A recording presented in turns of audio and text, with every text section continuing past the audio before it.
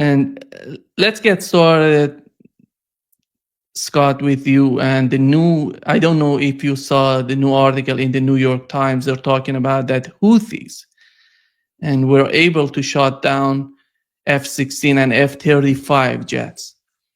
And is that one of the main reasons that Donald Trump has decided to get something in with Yemen? No, not at all.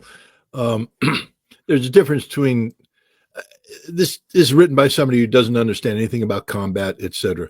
If you fly an aircraft into a defended airspace, you can be shot down because they have defensive capabilities. This is why we train our pilots in certain tactics. This is why we use, electronic warfare, etc., to prevent from being shot down. But there's a difference between being engaged and being shot down. There's no doubt that the Houthi engaged F-16 and F-35 aircraft. There's no doubt that American aircraft had to take defensive measures to avoid being shot down. Welcome to war.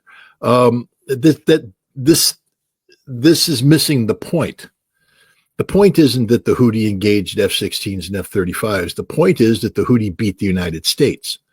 That's what we have to, let's think strategically. Let's stop getting down into the weeds. I'm not picking on you, but I mean, this is an absurdity. The United States entered a military campaign. Let's just be fair to General Kurilla and the Central Command. They rightfully said that they needed to engage in a multi-month-long campaign to degrade Yemen's air defense capabilities and to this strategic air campaign designed to defeat Yemen. Very expensive, and we would have run out of ammunition. And the political direction was, no, we need to compress this into a 30-day campaign, which General Kurilla attempted to do, and we failed. We didn't defeat the Houthi. We didn't suppress the Houthi. They continued to be able to not only fire against Israel, but to also threaten American shipping, to include military shipping. The most important thing here is that the Houthi were developing a targeting solution for U.S. naval warships, including the Harry S. Truman. We saw this played out in reality when the Harry S. Truman had to take emergency evasive action to avoid being struck by a Houthi weapon that caused an F-18 that was being put into position for launch to be thrown overboard. That tells me that the Houthi understood the window of vulnerability. Aircraft carriers, when they launch aircraft, when they recover aircraft, are very vulnerable because those are period of times when you can't maneuver, or you shouldn't be maneuvering. You should be maintaining a constant heading so airplanes can take off and airplanes can land.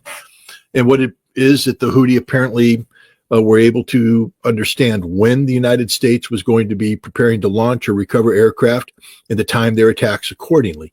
This could be fatal for the Harry S. Truman. Not only that, the Truman had run out of ammunition. It needed to get out of Dodge. There was concern that if it went through the Suez Canal, it would be a sitting duck. It is a sitting duck in the Suez Canal. And if the Houthi obviously have weapons that can reach the Suez Canal, and the Truman was very vulnerable there. So it needed to extricate itself along the coastline. And there was concern that the Houthi would be able to strike this. So we needed to save our ships. This is humiliating for the United States. Absolutely humiliating for the United States. That's the story. The story isn't about F-16s and F-35s. The story is that the United States Navy was not only unable to defeat the Houthi, the Ansarallah, but had put itself in a very exposed position where it could be subjected to tactical defeat, the sinking of ships. And the bigger story here is that if the Houthi can do this to the United States in the Red Sea, imagine what Iran could do in the Persian Gulf or in the Indian Ocean. So this is a lesson learned to the United States, and hopefully it's a humbling experience, one that we take on board. I don't want to get ahead of the game, but there's so much else involved in this because the initiative wasn't the United States dealing with the Houthi or the Houthi dealing with the United States. And maybe Professor Marandi will correct me if I'm wrong, but Iran played a very important role in this because Iran is in the midst of, I think, what's going to be a very successful negotiation, one that could bring in, at least potentially, an end to the threat of war between the United States and Iran. But it's a sensitive period of negotiations that could be undermined if the United States were humbled by Houthi, compelled to escalate to, as Pete Hegseth, the Secretary of Defense, said, hold Iran accountable. I mean, my God, we're in the midst of negotiations with the Iranians to try and resolve a major issue. And the Secretary of Defense is talking about bombing Iran. Bombing Iran with what? The same fleet that's under threat from the Houthi?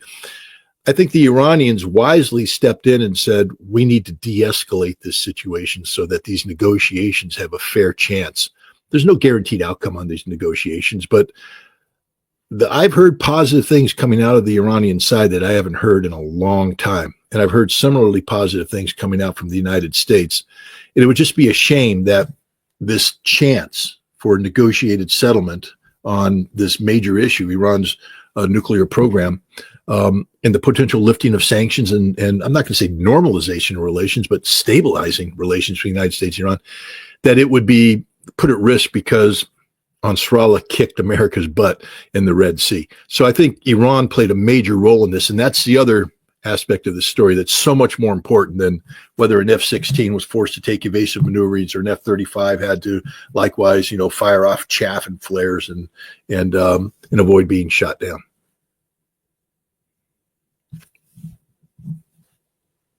Professor Marandi, go ahead. Your take on what Scott said. I think that Scott is absolutely correct. The United States failed in the Red Sea. It was a catastrophic mistake. I think all of us were on different programs saying that this will end in failure. The only people who apparently didn't see it coming was the U.S. government for one reason or another.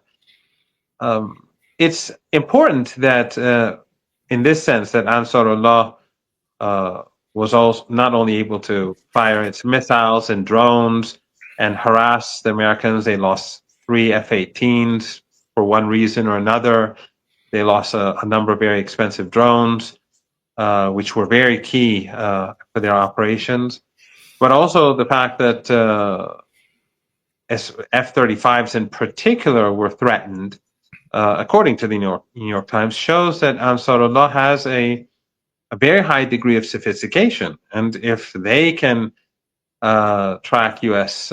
stealth jets, then as Scott was alluding to in a different way, imagine what Iran can do in the Persian Gulf or the Indian Ocean, or even in the Red Sea, because Iran's reach goes all the way to the Mediterranean and the Red Sea.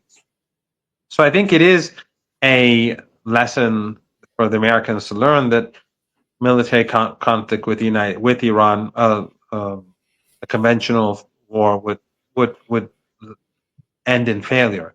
Ansarullah, from my understanding, from the very beginning, was managing escalation. And from my understanding, they do have the ability to strike the ships and to strike the aircraft carrier. But they chose not to use their more sophisticated weapons because they did not want extreme escalation. So, and this is true about Hezbollah in Lebanon as well. It's true about the axis of resistance. The whole policy in defense of the Palestinians has been death by 1,000 cuts, in the sense that not to push too far, not to push too hard, but to keep the pressure going. So, for example, there are capabilities that Hezbollah has that it didn't use for its own reasons. There are capabilities that Ansarullah had that they don't use. But I think it is important that the United States was forced to back down. With regards to the nuclear negotiations, It's very difficult to say. What Scott says is true, but it's true for today. But 5 minutes from now, we could have something on Truth Social, which is completely different. One of the things that I find interesting, which has nothing to do with Iran, is the fact that Trump backed down in the trade war against China, and he effectively capitulated. Now, that may be a failure for Trump, but it does show that he has the ability to change his position. And instead of just going down a one-way street, he has the ability to retreat. Now, he's very good at promoting himself, and he's very good at with the media, so he may be able to try to create an image from any that he succeeded with China. That's not really the point. The point is that he changed direction. So it is and the same is true with Ansarullah. He said Ansarullah capitulated. He used that word, in fact, but the reality was literally the opposite. But still, what is important is not whether he would, in this context, whether he was dishonest or not, or whether he was honest or not, but the fact that he was able to, instead of doubling down and going after Ansarullah further, or doubling down and continuing with the trade war with China and bringing down probably the U.S. economy to some deep recession at least, he changed course. And that is possible, therefore, with Iran. So when we hear some very, let's say, discouraging words from Witkoff, because Witkoff, initially he spoke very positively and very reasonably. And then two things happened more recently. One was he retweeted the Secretary of Defense's tweet against Iran, which Scott alluded to, which surprised many that he would retweet that. The second was when he did an interview with Breitbart, and he said that no enrichment and that all has to go. But because of what we're seeing with regards to China and Yemen, but also some of the changes that are taking place, which I don't know really how far it's going to go, but there's direct negotiations with Hamas and that sort of thing. That to me means that it's possible that Witkoff in private could be saying something else. He could be more reasonable, because ultimately Iran's not going to accept the shutting down of its nuclear program or its enrichment program. Iran, and I think I should point this out, even though it's not directly linked to our discussion, enrichment for Iran is important because the United States has sanctioned everything in Iran. And even when Trump, I'm not sure if it was during Trump or Obama, perhaps both, there was a period of time when Iran was importing gasoline, and they were trying to prevent Iran from importing gasoline.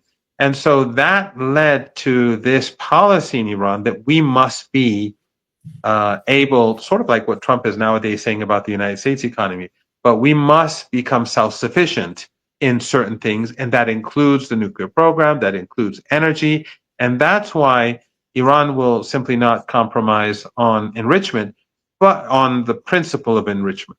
But there is a possibility, obviously, that if there's a deal, Iran could end higher degrees of enrichment, or it won't destroy any of its equipment, but it could put some in storage or something like that. But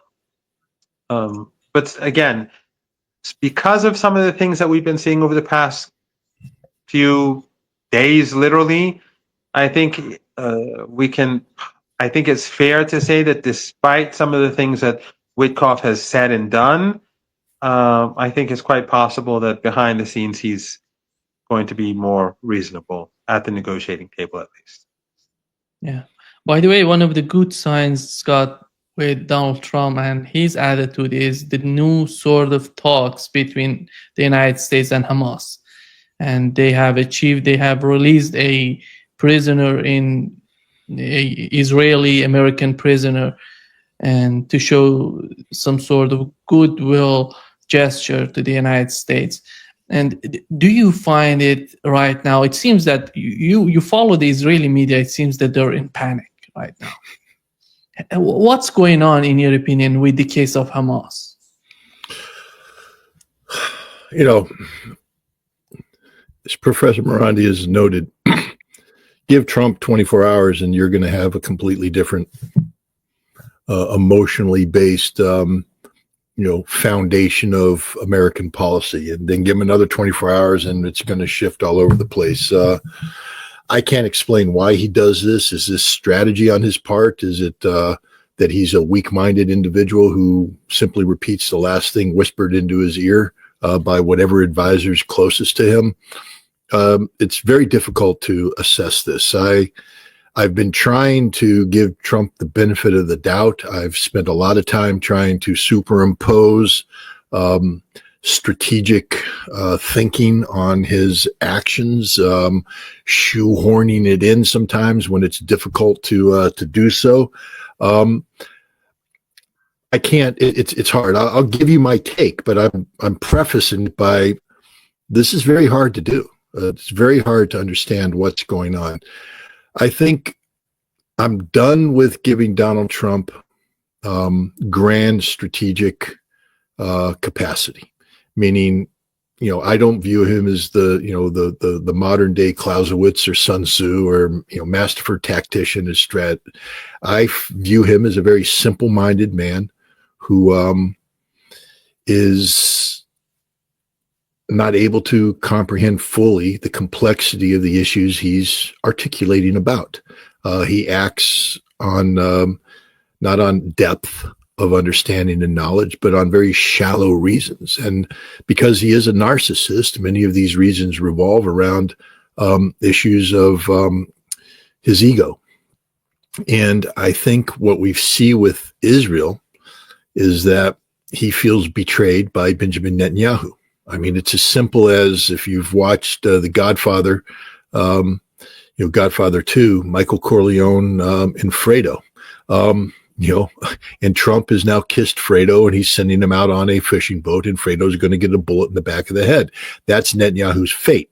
Netanyahu may not know it right now, but he messed with the Godfather. He lied to the Godfather. He betrayed the Godfather. He went behind the Godfather's back. He reached out to Michael Waltz. He set up a secret communication line with Michael Waltz and conspired with Michael Waltz to go against Donald Trump's policy objectives. And this is unforgivable from the Donald Trump world. And so now Benjamin Netanyahu is going to pay a price.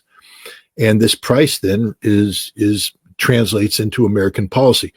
One of Benjamin Netanyahu's greatest domestic political weaknesses is the hostage issue.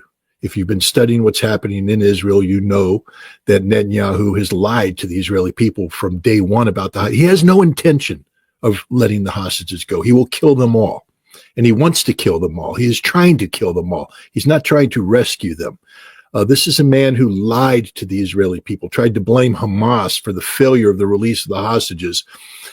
He's under investigation right now, according to an article written by Seymour Hersh, and I respect Seymour Hersh and I respect his sources.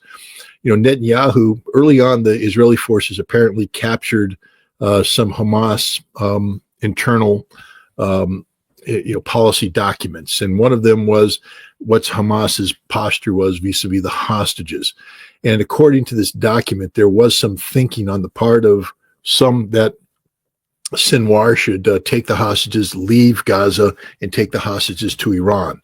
But what was missing is how Sinwar and everybody came back and said, no, the hostages remain. We will stay here in Gaza. We're not doing that. So it was a proposal put out by somebody. It was immediately shot down.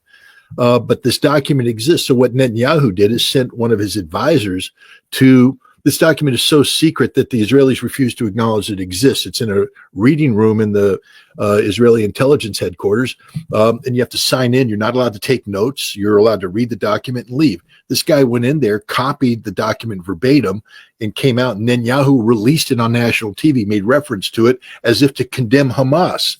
He's now under investigation for violating state secrets and for lying straight to the Israeli people. This hostage issue is emotional. You have the family of the hostages recognizing that this prime minister will kill their people. And so the United States had been respectful of Netanyahu's policy prerogatives because, of course, the Trump administration has, staffed itself with more pro-Israeli Zionists per square inch than any other administration. But that doesn't mean that Donald Trump is a pro-Israeli Zionist. It means he's a politician who understands the importance of the pro-Israeli lobby in facilitating his victory, et cetera. But when Netanyahu lied to him, Trump now has the weapons he has. How do you demonstrate the weakness of Benjamin Netanyahu and how he blames Hamas? What Trump did is he said, I'll negotiate direct with Hamas and I'll get the American freed. And it happened. Boom. Which proves all at once, all Netanyahu had to agree to is negotiations, and he could get the hostages freed. That the problem isn't Hamas, the problem is Netanyahu. Now Netanyahu has a huge political problem, and that's what Trump wants. And now Netanyahu is desperate. He's panicking. He's talking about an all-out war on Gaza. I can't predict what, like Professor Marandi said, wait 24 hours. Who knows what Trump's going to tweet or post on Truth Social. But I will say this. Trump has said that the United States will not support further military operations into Gaza. And if Netanyahu seeks to do that, we may be looking at a strategic break with Israel. A strategic break, not because it's the policy of the United States, because Michael Corleone has decided to put a bullet in the back of Fredo's head.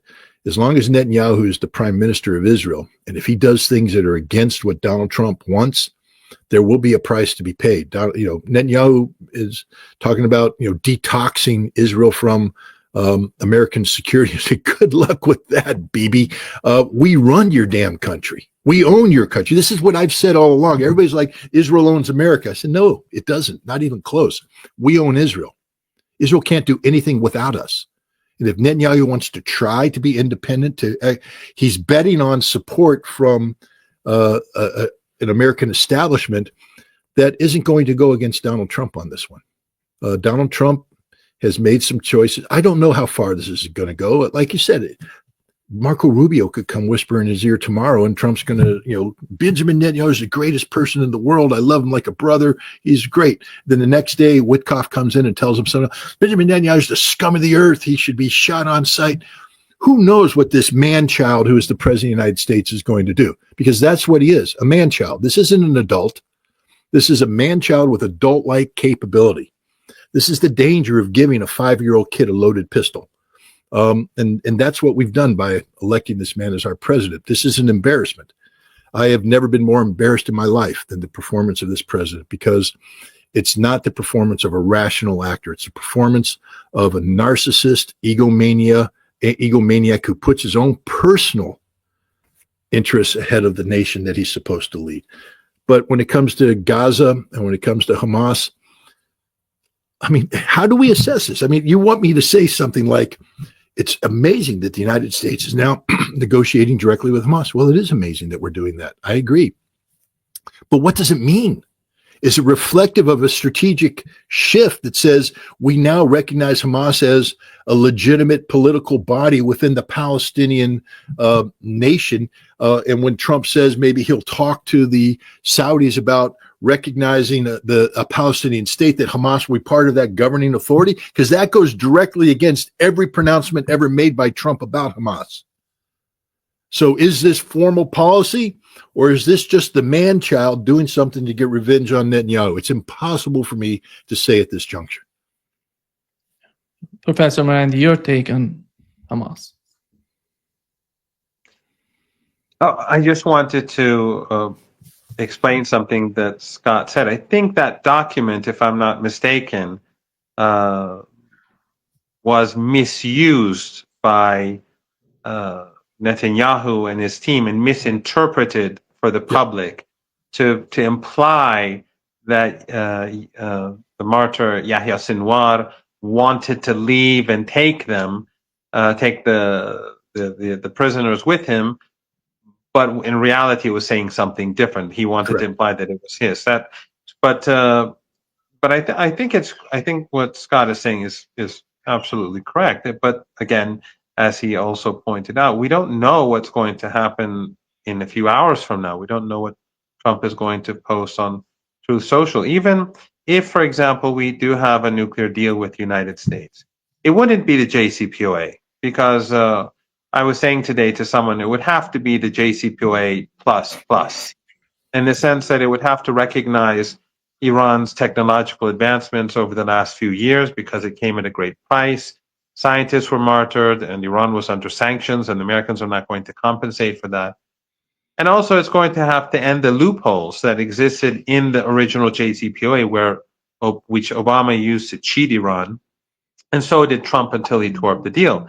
The United States, whenever would cheat Iran, there were no consequences for their actions. They paid no political price, let alone any other price. So a potential nuclear deal, if we ever get there, and that's not for certain, of course, would be substantially different from the JCPOA. It would have to be under. It would have to be more. It would have to take these issues into account. But even if we do have a deal with the United States, the problem goes back again to what Scott was saying, and that is you sign a deal hypothetically, and then tomorrow you have something on Truth Social which completely negates everything and says, "Well, no, I don't like this deal, and we're going to have to do something else."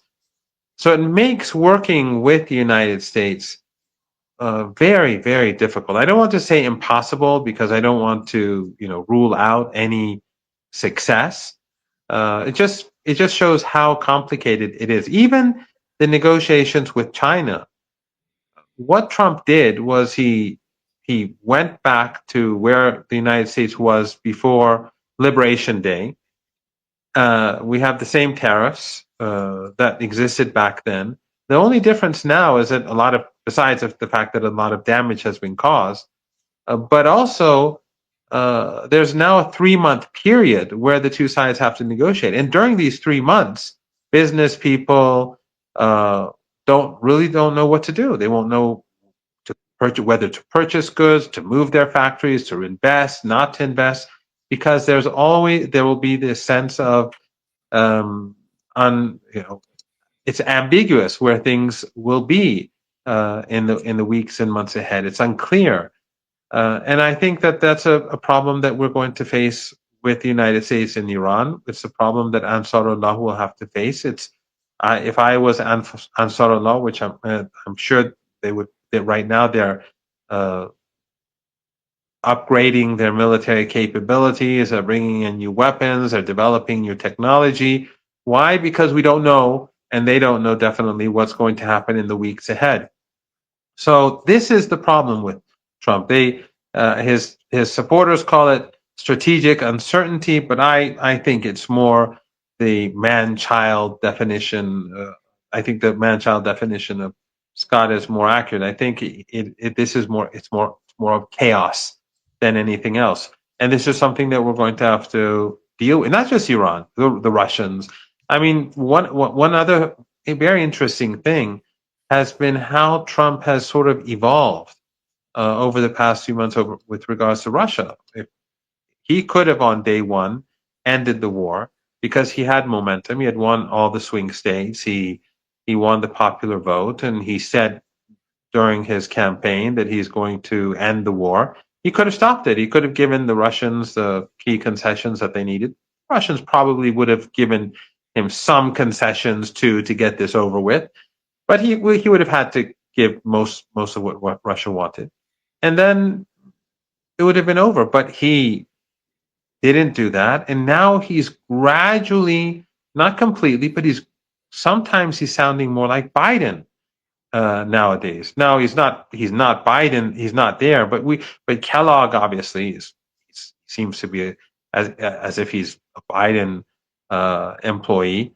So the point is that we don't know where Trump is going to be on Russia, on Ukraine, where he's going to be on China, where he's going to be on global trade, where he's going to be on Iran, Yemen, Palestine in the weeks ahead. Everything is ambiguous. This, in my opinion, is actually in the long run beneficial to countries like Iran, because this uncertainty is causing countries to start to increasingly think about making decisions and excluding the United States.